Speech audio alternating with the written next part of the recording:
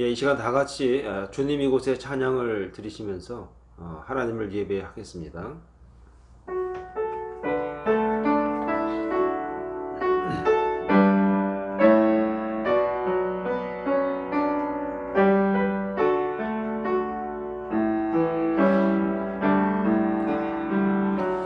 주님 이곳에 주님 이곳에 우리와 함께 하시네. 나의 몸과 마음 경배 드리네. 주님 이곳에 계시네. 상한 심령을 위로하시며 병든 우리 몸 고쳐주시네. 결박을 끊고 자유 주시네. 주님 이곳에 계시네. 거룩하고 자비로우신 하나님 아버지, 은혜를 감사합니다. 이 시간 주님을 예배하며 찬양하는 주의 종들이 이 시간 머리를 숙였습니다. 이 시간 신령과 진정으로 예배하는 주의 종들을 기뻐 받으시고 이 시간 드려진 물질을 통하여 하나님의 영광이 온전히 드러나게 하여 주시옵소서. 열의 하나를 구별해서 11조로 드렸습니다. 또 아버지 하나님, 우리의 간절한 기도의 제목을 가지고 주 앞에 드리는 물질 또한 있습니다. 하나님, 이런 물질을 통해서 이 물질이 온전히 주 앞에 영광이 되게 하시고 주의 복음을 증거하는 곳에 온전히 쓰임받을 수 있는 복된 물질 되어지게 하옵소서.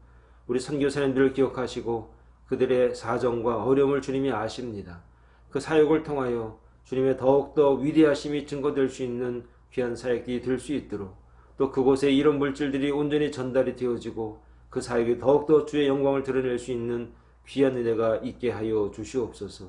이 시간도 하나님, 각 가정에서 그리고 각 처소에서 주님을 예배하며 기도하는 주의 종들의 기도를 받으시고 예배를 받으셔서 신령한 은혜를 더하여 주시옵소서. 이 시간 성령 하나님 함께하여 줄 줄 믿사옵고 예수님의 이름으로 기도합니다. 아멘.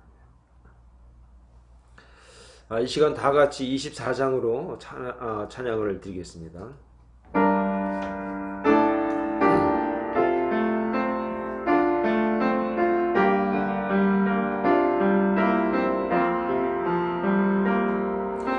왕 되신 주 다 찬양하여라.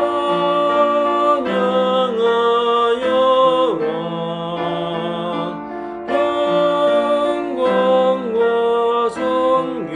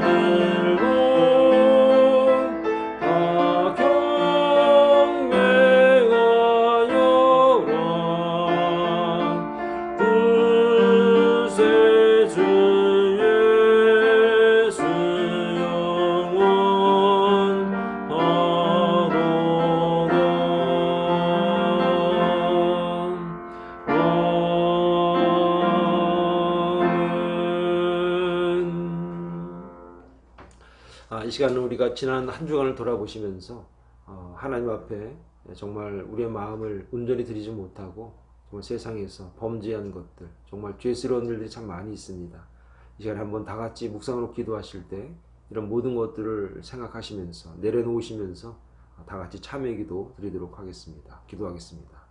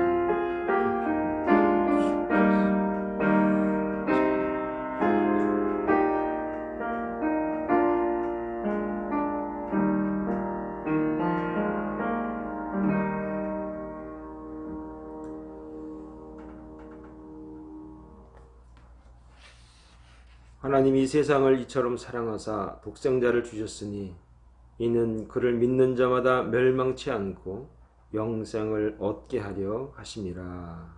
아멘. 전능하사 천지를 만드신 하나님 아버지를 내가 믿사오며 그 외아들 우리 주 예수 그리스도를 믿사오니 이는 성령으로 잉태하사 동정녀 마리아에게 나시고 본디오 빌라도에게 고난을 받으사 십자가에 못 박혀 죽으시고 장사한 지 사흘 만에 죽은 자 가운데서 다시 살아나시며 하늘에 오르사 전능하신 하나님 우편에 앉아 계시다가 저리로서 산자와 죽은 자를 심판하러 오시리라. 성령을 믿사오며 거룩한 공예와 성도가 서로 교통하는 것과 죄를 사하여 주시는 것과 몸이 다시 사는 것과 영원히 사는 것을 믿사옵나이다. 아멘. 이 시간에 다 같이 214장으로 하나님을 찬양하겠습니다.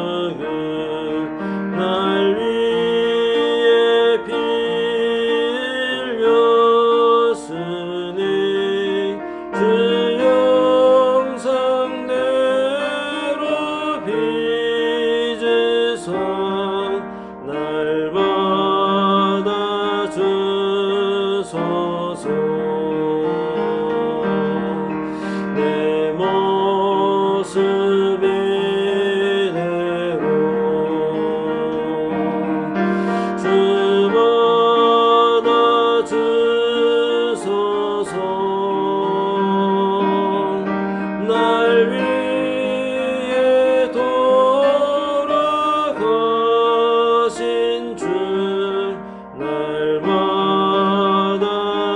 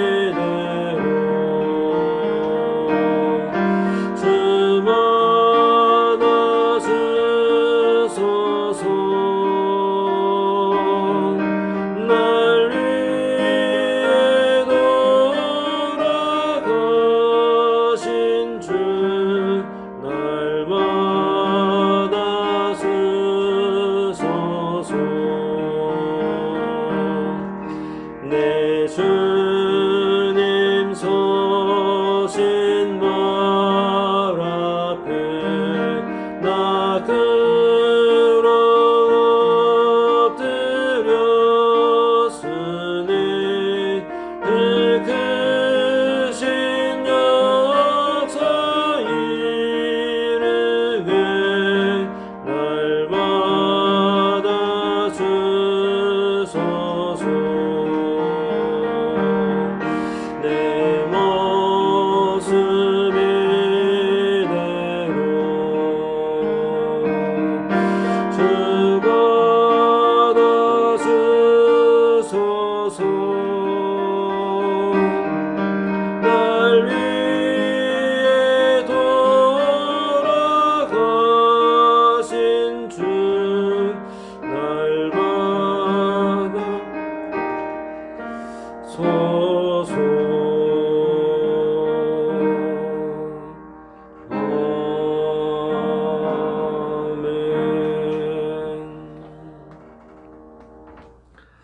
이 시간은 우리가 한번 다 같이 함께 기도하는 시간입니다.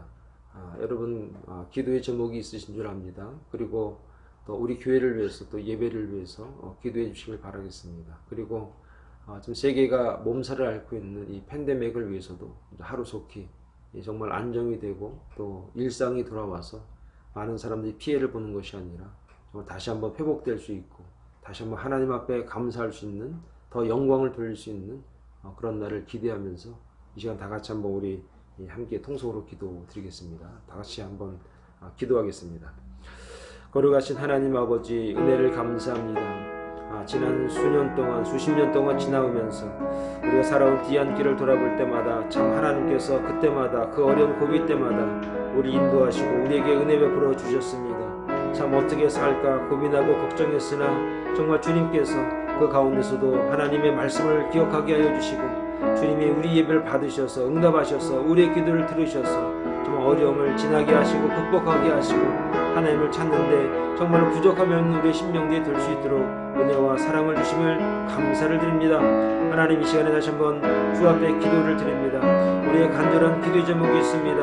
우리의 어려움이 있습니다. 우리의 아픔이 있습니다. 우리의 고민과 고난과 역경이 있습니다. 아버지 하나님, 시리에 빠져서 좌절되어 있는 주의 종들이 있습니다. 직장과 사업이 정말로 하나님 이 기간 동안에 참으로 힘들고 어려운 시간을 보내고 있는 그런 종들도 있사오니 하나님 불쌍히 여기고 주시옵소서. 주님 앞에 기도합니다. 예배합니다. 아버지 하나님 회복되어지게 하여 주시고 더 주님을 가까이 할 수 있는 기회를 삼아서 더 큰 은혜 받고 더 주의 영광을 드리는 귀한 종들이 다 될 수 있도록 하나님 함께하옵소서. 하나님 우리의 자녀들이 있습니다. 주님이 우리에게 주신 생명 같은 자녀가 있습니다. 그 자녀를 위해서 시간에 기도합니다. 아버지 하나님 정말 우리에게 맡겨진 정말 그 자녀를 위해서 기도할 때 아버지 하나님 그들이 어렵고 힘든 상황을 우리가 너무나 정말로 쉽게 생각하거나 너무나 정말로 쉽게 말하거나 너무 쉽게 판단하는 경우가 얼마나 많이 있었습니까? 그들 나름대로 얼마나 많은 시간과 고통과 어려움 가운데 그들이 있습니까? 이 시간 기도할 때 정말 그 마음속에 힘을 주시고 은혜를 주시옵소서. 올바름을 찾게 하여 주시고 주님의 은혜를 찾게 하여 주시고 하나님의 인도를 받아들 수 있는 그런 귀한 자녀들이 될 수 있도록 주여 축복하옵소서. 하나님 아버지 사랑의 동산교회를 기억하여 주시옵소서.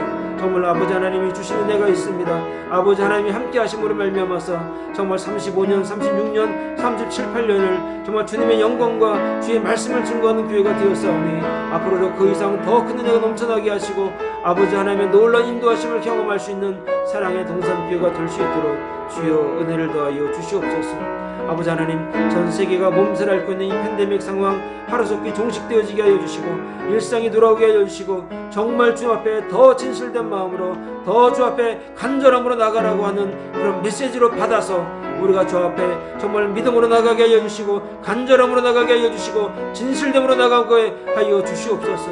그래서 정말 주님이 우리에게 우리 인류에게 주신 놀라운 축복이 놀라운 은혜가 있다는 것을 깨닫고 기도하게 하여 주시고 올바르게 하여 주시고 말씀을 따라가는 정말 믿음의 자녀들 믿음의 종들 온 인류가 될 수 있도록 주님 은혜를 베풀어 주시옵소서. 이 시간도 주님을 예배하는 주의 종들에게 은혜 베풀어 주실 줄로 믿습니다. 말씀을 더하여 줄 줄로 믿습니다. 하나님의 놀라운 축복을 더하여 줄 줄로 믿습니다. 주여 은혜로 함께하여 주시옵소서. 주여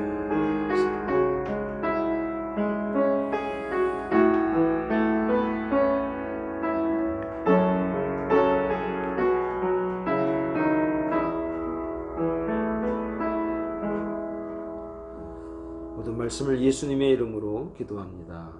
아멘. 몇 가지 광고 말씀을 좀 드립니다. 늘 반복되는 광고 말씀이지만 주일 오전 예배 9시 예배가 있고 또 11시 예배가 있습니다. 그동안 11시 예배를 우리가 드리지 못했죠. 그런데 5월 달부터 우리가 들어서 11시 예배를 드리고 있습니다.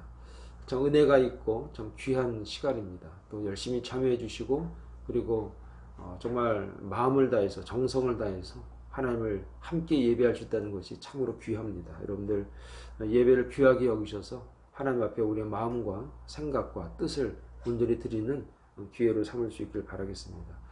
당분간 교회 소모임과 또 식사는 좀 유보하도록 하겠습니다. 그래서 우리가 좀 상태를 보면서 앞으로 캘리포니아뿐만 아니라 이 미 전역이 어떻게 될지를 우리가 한번 좀 지켜보면서 준비하도록 하겠습니다. 그때까지 여러분 기도해 주시고 정말 성원해 주시길 바라겠습니다. 그리고 7월 23일부터 25일까지는 EM 수련회가 있습니다. 멀리 가지 않고 이 노스리치 지역에서 그렇게 준비하고 있습니다. 여러분들 우리 EM을 위해서 여러분 기도해 주시고 또 많이 후원해 주시기를 부탁을 드리겠습니다. 다른 광고는 주보를 참조해 주시면 감사드리겠습니다. 이 시간 다 같이 하나님 말씀을 보겠습니다. 고린도전서 9장 말씀입니다. 고린도전서 9장 16절부터 27절까지의 말씀을 우리가 다 같이 보도록 하겠습니다. 내가 복음을 전할지라도 자랑할 것이 없음은 내가 부득불 할 일임이라. 만일 복음을 전하지 아니하면 내게 화가 있을 것이로다. 내가 내 자유로 이것을 행하면 상을 얻으려니와 내가 자유로 아니한다 할지라도 나는 사명을 받았노라. 그런즉 내 상이 무엇이냐? 내가 복음을 전할 때에 값없이 전하고 복음으로 말미암아 내게 있는 권리를 다 쓰지 아니하는 이것이로다. 내가 모든 사람에게서 자유로우나 스스로 모든 사람에게 종이 된 것은 더 많은 사람을 얻고자 함이라. 유대인들에게 내가 유대인과 같이 된 것은 유대인들을 얻고자 함이요 율법 아래에 있는 자들에게는 내가 율법 아래에 있지 아니하나 율법 아래에 있는 자같이 된 것은 율법 아래에 있는 자들을 얻고자 함이요 율법 없는 자에게는 내가 하나님께는 율법 없는 자가 아니요 도리어 그리스도의 율법 아래에 있는 자이나 율법 없는 자와 같이 된 것은 율법 없는 자들을 얻고자 함이라. 약한 자들에게 내가 약한 자와 같이 된 것은 약한 자들을 얻고자 함이요 내가 여러 사람에게 여러 모습이 된 것은 아무쪼록 몇 사람이라도 구원하고자 함이라. 내가 복음을 위하여 모든 것을 행함은 복음에 참여하고자 함이라. 운동장에서 다름질하는 자들이 다 달릴지라도 오직 상을 받는 사람은 한 사람인 줄을 너희가 알지 못하느냐. 너희도 상을 받도록 이와 같이 다름질하라. 이기기를 다투는 자마다 모든 일에 절제하나니 그들은 썩을 승리자의 관을 얻고자 하되 우리는 썩지 아니할 것을 얻고자 하노라. 그러므로 나는 다름질하기를 향방 없는 것 같이 아니하고 싸우기를 허공을 치는 것 같이 아니하며 내가 내 몸을 쳐 복종하게 함은 내가 남에게 전파한 후에 자신이 도리어 버림을 당할까 두려워함이로다. 아멘. 이것은 하나님 말씀입니다. 네, 고린도전서 9장 16절부터 27절 복음으로 산다라는 제목으로 하나님 말씀을 증거하도록 하겠습니다. 네, 오늘 본문의 시작은 바울 자신에 대한 사도권에 대한 강력한 변호로 시작을 하고 있습니다. 성경을 읽어보면 내가 사도다 이것을 강력하게 이야기를 합니다. 그러나 이렇게 그가 강력하게 자신을 사도로 주님을 만난 사도로 부르심을 받은 자임을 말하면서 그동안 자신이 복음을 위해 수고한 모든 사역에 임하는 자세를 자세히 기록을 하고 있습니다. 이 기록들이 오늘 우리들이 바울 자신의 자화자찬을 위한 것이라기보다 우리들이 교회를 섬기는 자세로 받아들이면 우리에게 큰 은혜가 되는 것이고 큰 유익이 될 거라 생각이 됩니다. 그래서 복음으로 살았던 바울이 어떻게 하나님을 섬겼는가, 어떤 마음으로 복음을 증거하는 복음 전도자가 되었는가, 이것이 우리가 교회를 섬기는 마음의 자세이며 또 생활의 자세였을 때 이 복음은 온전하게 증거되는 하나님의 유익이다라고 말씀을 드릴 수가 있겠습니다. 복음으로 살았던 사도 바울은 어떤 마음가짐으로 살았는가, 몇 가지 은혜가 되는 말씀이 있는데요. 첫 번째는 섬김을 그가 기회로 여겼습니다. 내가 섬긴다는 것 자체는 나에게 기회다. 이런 마음가짐으로 그가 교회를 섬기고 또 성도들을 섬겼다라고 하는 겁니다. 자, 16절의 말씀에 보면 이런 말씀이 있습니다. 내가 복음을 전할지라도 자랑할 것이 없음은 내가 부득불 할 일임이라.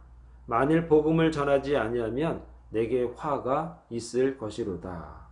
이렇게 말씀하고 있습니다. 여러분, 여기서 16절의 말씀을 보면 여러 가지 단어들이 있지만 그 중에서도 이 부득불이라는 말이 있습니다. 우리가 종종 사용하는 그런 말씀들 중에, 단어들 중에 하나가 되겠죠. 이 부득불이라는 단어를 어떻게 해석하느냐에 따라서 우리들의 마음가짐이 달라지게 되어 있습니다. 어쩔 수 없이라고 해석도 가능합니다. 부득불, 어쩔 수 없이, 뭐 이렇게도 해석을 할 수 있는데, 그러나 이 해석은 그가 한 모든 사역에 대한 자세와는 너무나 다른 방향이기 때문에 그런 해석은 좀 어울리지가 않는 것 같습니다. 그래서 원어에 보니까 이 부득불이라는 단어를 어떤 단어를 썼는가 찾아보니까 아난케라고 발음하는 그런 단어를 쓰고 있습니다. 이 아난케라고 하는 이 단어는 어떤 의미가 있냐면 압박을 하다, 그 다음에 강제적이다, 강요하다, 이런 의미로 이 아난케라는 단어를 쓰고 있습니다. 그런데 이 압박하다, 강제하다, 요구하다라고 하는 이 아난케라는 단어가 구문의 맨 앞에 등장하면서 굉장히 강조하는 의미로 이 단어를 쓰고 있습니다. 부득불, 굉장히 강조하는 단어란 얘기입니다. 이것은 복음을 증거해야 한다는 아주 내적인 압력을 바울에게 주어지고 있다는 겁니다. 자기도 생각하지 않고 의식하지 않아도 마음속에서 내적으로 저 강력한 무엇인가에 의해서 압박을 당하고 있다라고 하는 의미로 이 단어를 이해할 수 있는 것입니다.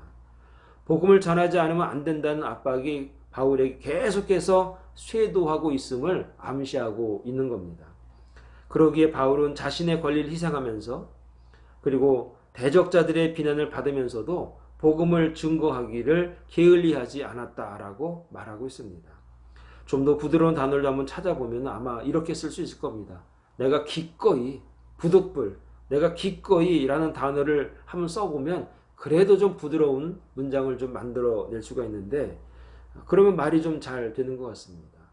억지로가 아니라 내 마음에서 나오는, 정말 내 마음이 강조하는, 내 마음이 강요하는, 내 마음이 아주 압박하는 그런 힘, 그래서 내가 기꺼이 할 수밖에 없는 복음 증거자의 자세다라고 하는 겁니다. 여러분, 바울은 억지로 하지 않았습니다. 하지 않으면 안 되는 것이었습니다. 내 마음속에서 정말 하지 아니하면 더 불편하고 더 힘들고 어려운 것이 그가 복음에 대한 태도였다라고 하는 겁니다. 미국의 그 유명한 대학 교수가 은퇴하면서 이런 말을 한 적이 있습니다.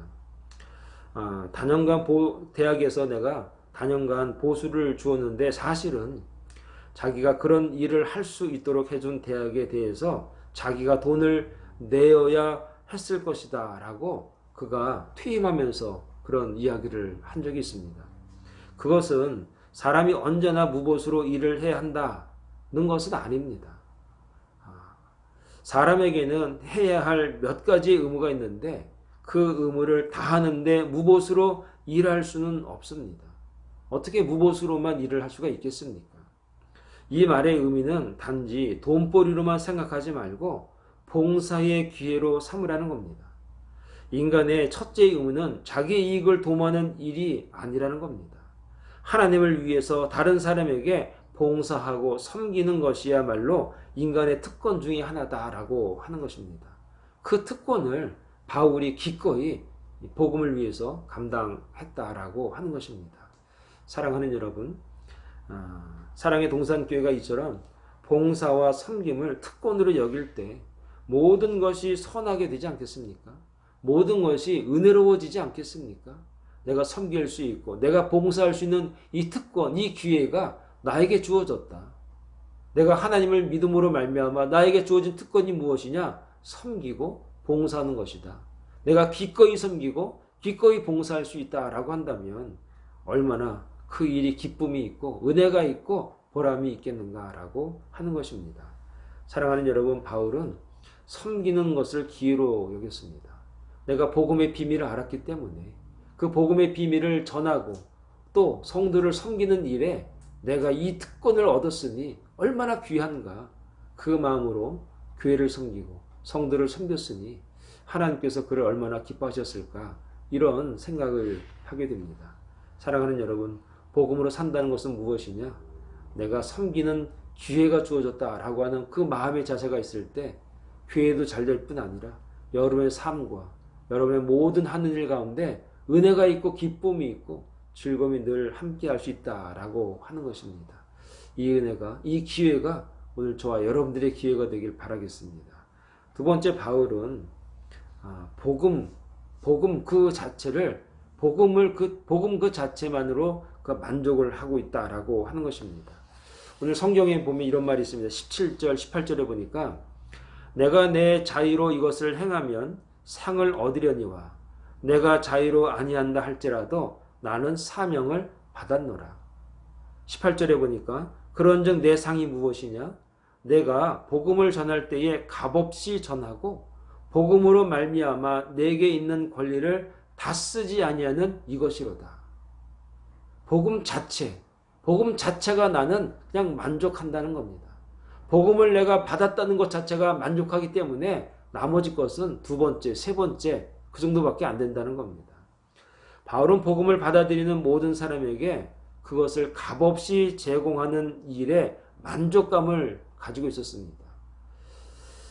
어떤 일이든지 거기에 대한 참된 보수는 돈이 아니라 하나님의 일을 잘 이루었을 때에 오는 만족감이라는 겁니다. 만족감. 여러분, 교회를 섬기는 수많은 분들이 있습니다. 그분들이 돈 때문에 교회를 섬기겠는가? 돈을 벌려고 교회를 하는가? 아마 그렇게 시작하는 분은 제가 알기로는 아직 없습니다. 돈을 벌려면 세상으로 나가야죠. 세상에 큰 회사나 기업이나 뭐 이런 월가나 이런 데를 가야겠죠. 근데 돈을 위해서 교회로 오지는 않는다는 것이죠. 무엇 때문에 오는가? 내가 복음을 위해서 봉사하고 사는 것, 그것이 가장 즐겁고 행복하기 때문에 그게 너무나 만족스럽기 때문에 그 일을 감당하는 것이죠. 따라서 인생에 있어서 가장 중요한 것이 무엇이냐? 최고의 임금이나 봉급을 받을 수 있는 일을 선택하는 것이 아니라 최대의 행복을 줄 수 있는 일을 선택하는 것이라는 겁니다. 여러분이 하고 있는 그 일이 여러분 최고의 행복을 줄 수 있는 일입니까? 여러분 그 일을 선택하는 겁니다. 여러분 자녀들이 행복하게 사는 방법이 딱 하나 있는데 그게 무엇이냐면 내가 이 일을 함으로 인해서 내가 행복하다라고 하는 그 만족감이 있을 때 그건 가장 좋은 것을 선택을 한 것입니다. 그 행복은 바울에게 있어서 본인이 갖는 최대의 만족감이었습니다. 복음을 위해서 살아가고 복음을 증거하기 때문에 그가 행복했습니다. 근데 그게 너무나 만족스러운 겁니다. 더 이상 이전, 이후, 이보다 더 좋고 더 큰 일이 없는 겁니다. 내적인 만족감이 있어서 그는 늘 행복했습니다. 그렇지만 좀 덜 먹었겠죠. 그리고 남들 보기에 부러울 만큼의 삶은 그가 아니었을 겁니다. 그런데 그의 마음속에는 너무나 만족을 했다는 것입니다. 자신의 권리는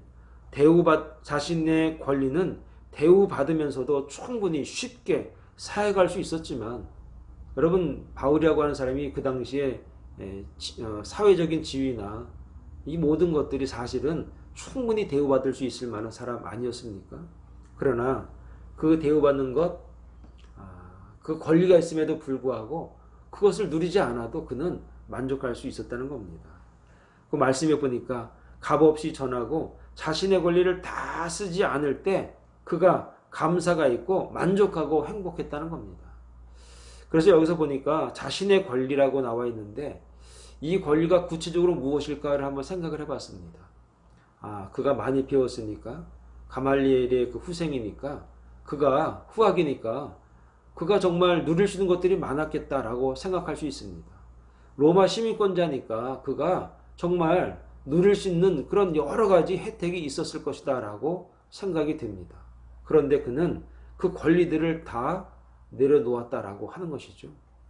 그래서 그 권리를 다 쓰지 않았다고 하는데, 그럼 그 권리를 다 쓰지 않고 어떤 곳에 썼는가라고 성경에서 주는 말씀들이 있는데 몇 가지 좀 소개를 드립니다.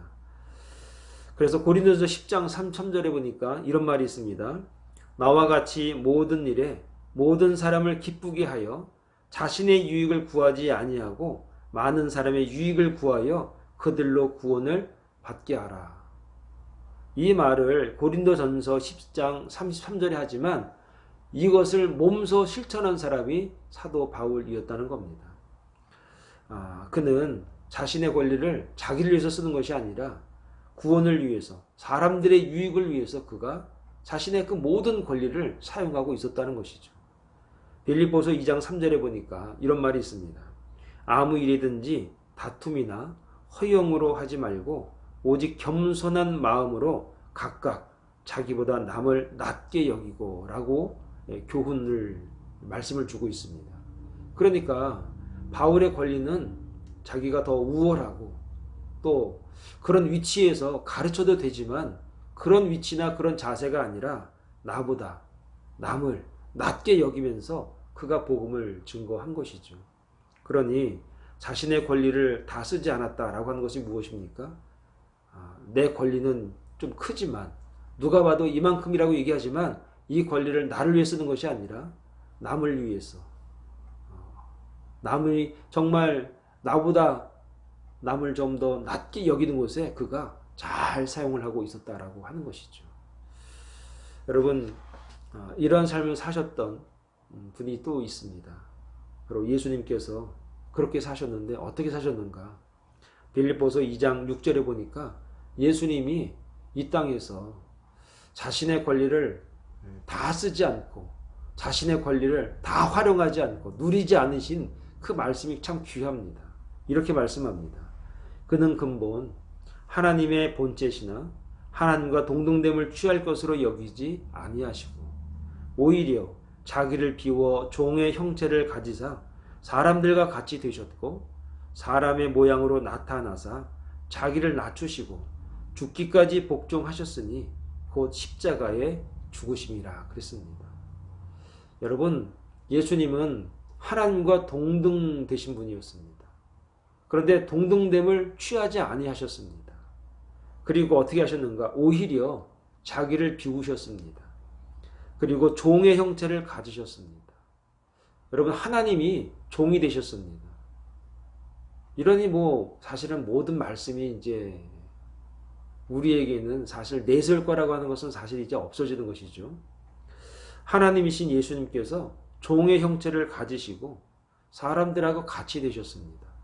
그러니까 사람들과 같이 되셨다, 이 말이 무엇입니까? 사람은 종이라는 얘기입니다. 사실 하나님의 종이 사람입니다. 그런데 종인 줄 모르고 착각하는 경우가 많지 않습니까? 근데 예수님께서 이 땅에 오시면서 종이 되셨고 사람들하고 같이 되셨습니다. 그리고 사람의 모양으로 나타나사, 저는 이 말이 많이 걸립니다. 그 예수님의 모양이 원래는 우리가 알고 있는 이 사람의 모양이 아니라는 것이죠. 그 모양은 우리가 알 수 없습니다.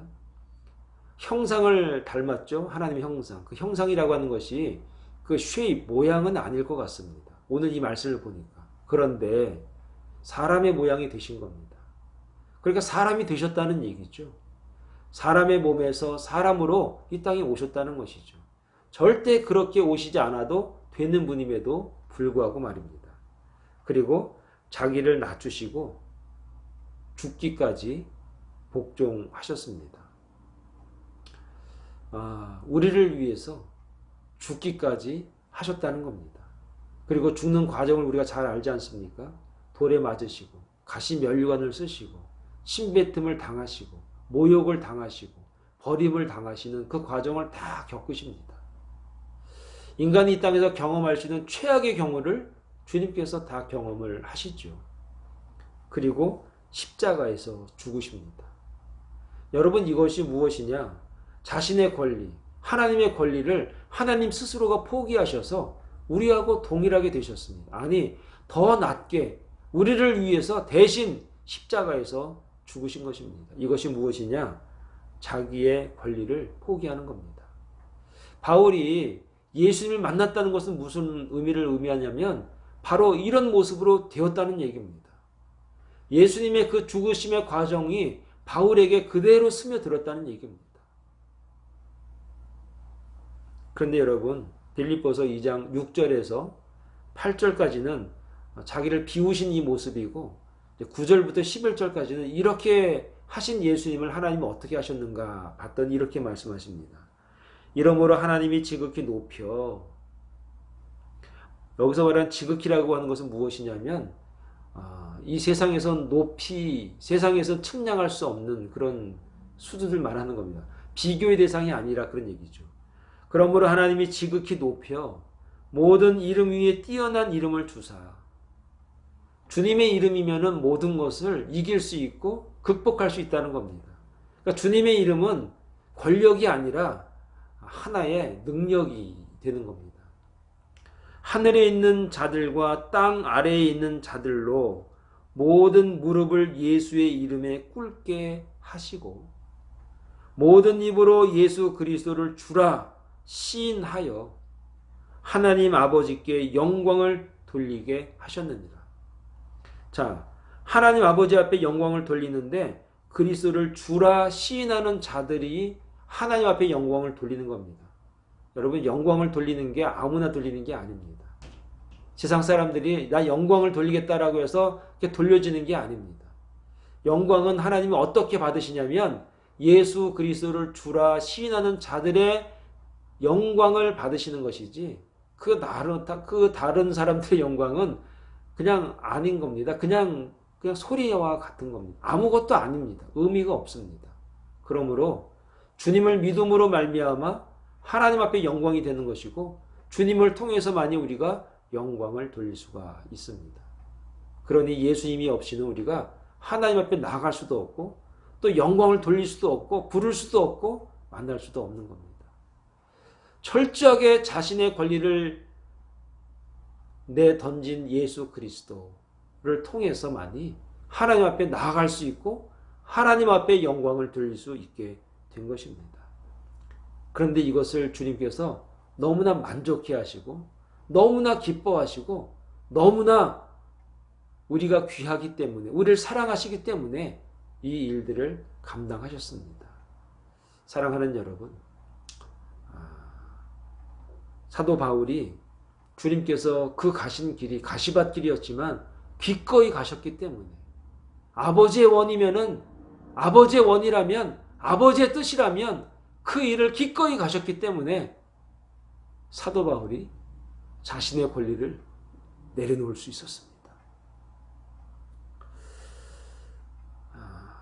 사랑하는 여러분, 우리가 이 땅에 살면서 우리가 힘들어하고 어려워하고 그리고 마음 아파하는 이유가 사실은 다른 게 아니라 내 권리 때문에 그렇습니다. 내가 이렇게 누려야 되고 내가 이렇게 많은 사람이 알아줘야 되는데 그걸 몰라주는 겁니다. 그래서 병들고 아파하고 고통스러워하고 고독해하고 그러는 겁니다. 그래서 불행을 자초하는 경우가 너무나 많다는 겁니다. 사도 바울은 알았습니다. 하나님이신 예수 그리스도께서 자신의 권리를 내려놓은 겁니다. 아, 그래. 예수 믿는 것은 내 권리를 내려놓는 것이구나. 그렇게 되면 하나님께서 모든 이름 위에 뛰어나게 하시고 높이시는 거나. 높아지는 거는 내가 높아진다고 해서 높아지는 게 아니라 하나님께서 그렇게 하셔야 되는구나라는 것을 바울이 알았던 겁니다. 사랑하는 여러분, 우리도 그것을 알아야 됩니다. 그래야만이 우리의 신앙생활이 우리가 하나님 앞에 나아간다는 것이 우리의 권리를 내려놓는다는 것입니다. 그러면 주님이 높이십니다. 하나님께서 나를 사랑하시기 때문에 기꺼이 나를 높이는 것을 좋아하십니다. 그때 진정으로 높아지는 것이고 그때 진정으로 우리에게 만족함을 얻게 되는 것입니다. 이런 삶을 살아가는 것을 무엇라고 말하는가? 신앙생활한다, 그렇게 말하는 겁니다. 여러분, 신앙생활 잘 하시기 바랍니다. 나의 권리를 다 쓰지 마시고 내려놓고 나보다 남을 더 높이시고 존귀히 여기실 때 주님이 이 땅에 오신 의미와 죽으심의 의미가 다시 살아나는 겁니다. 그런 믿음의 종들이 다 되시기를 간절히 축원을 드리겠습니다. 마지막 한 가지만 더 말씀을 드리면 소통해라 하는 겁니다. 자, 20절부터 22절까지의 말씀인데 좀 길고 문장이 좀 난해한데 잘 한번 들어보시기 바랍니다. 그런데 내용은 아주 심플합니다. 제가 읽어드리겠습니다. 유대인들에게 내가 유대인들과 같이 된 것은 유대인들을 얻고자 함이요 율법 아래에 있는 자들에게는 내가 율법 아래에 있지 아니하나 율법 아래에 있는 자같이 된 것은 율법 아래에 있는 자들을 얻고자 함이요 율법 없는 자에게는 내가 하나님께는 율법 없는 자가 아니요 도리어 그리스도의 율법 아래에 있는 자이나 율법 없는 자와 같이 된 것은 율법 없는 자들을 얻고자 함이라. 약한 자들에게 내가 약한 자와 같이 된 것은 약한 자들을 얻고자 함이요 내가 여러 사람에게 여러 모습이 된 것은 아무쪼록 몇 사람이라도 구원하고자 함이니. 율법이란 말이 막 나오고 유대인 나오고 막 이래서 문장이 되게 난해한 것 같고 복잡하고 귀에 잘 안 들어오고 눈에 잘 안 들어옵니다. 그런데 이 말의 의미는 무엇이냐? 바울은 누구하고도 말이 됐다, 그 뜻입니다. 바울은 누구하고도 소통하는 사람이었다, 그 얘기를 이렇게 길게 쓴 겁니다. 바울은 모든 사람에 대해서 모든 사람과 같이 되는 것이 그가 복음 전하는 방법이었습니다. 하나님의 말씀을 전하는 방법이 그 사람처럼 되는 거였습니다. 그것은 위선적인 이중인격자가 되어서 두 가지 말을 하는 사람, 두 말하는 사람, 한 입으로 두 말하는 사람, 그런 게 아닙니다. 현대적인 표현으로 말하자면 누구와도 소통할 수 있는 사람, 누구와도 통할 수 있는 사람, 누구의 말이라도 들어줄 줄 아는 사람, 누구와 대화해도 이해할 줄 아는 사람. 사실 이게 큰 능력 아닙니까? 여러분, 자기 생각밖에 모르면서 관용이다, 동정이다, 여러분 이게 말이 되겠습니까? 남들을 이해할 줄 알고 상대방을 이해할 줄 알아야 돼서 그들과 소통할 줄 아는 힘과 능력이 있어야 복음을 증거할 수 있다는 겁니다. 여러분, 복음을 증거하는 사람은요, 소통할 줄 아는 사람이어야 됩니다. 내 것이 강하면 복음 증거가 잘 되지 않습니다. 바울이 이렇게 모두와 소통이 가능한 것은 그가 자기를 비웠기 때문에, 완전히 내려놨기 때문에 소통이 가능한 겁니다. 오로지 복음을 증거하기 위해서라면 내가 낮아지는 것은 당연한 것이다, 그는 그렇게 생각했습니다. 이것을 성경의 용어로 말하자면 구약 성경은 30번 나오고 신약 성경은 10번 반복해서 나오는 단어가 하나 있는데 그게 무엇이냐면 겸손이라는 겁니다. 겸손, 험불하다, 그런 얘기죠. 그래서 소통의 원리는 무엇이냐? 겸손할 때 가능한 겁니다. 겸손하지 않은데 누가 그 얘기가 되겠습니까? 겸손한 사람이었기 때문에 소통이 가능한 겁니다. 겸손함은 결국은 나를 비우는 것이었고 상대를 높여주는 겁니다. 그래서 이 겸손의 모습을 가장 적절하게 표현하는 단어가 없을까, 문장이 없을까, 성경을 여기저기 한번 뒤져봤더니 정말 마음을 쓸어내리는 말씀이 욥기서에 나옵니다. 욥기서에. 욥기서 22장 29절. 여러분 이 말씀을 좀 여러분 마음에 새기시기 바랍니다. 욥기서 22장 29절에 보니까 이런 말씀이 있습니다. 겸손을 말하는데 사람들이 너를 낮추거든 사람들이 너를 낮추거든 너는 교만했노라 말하라.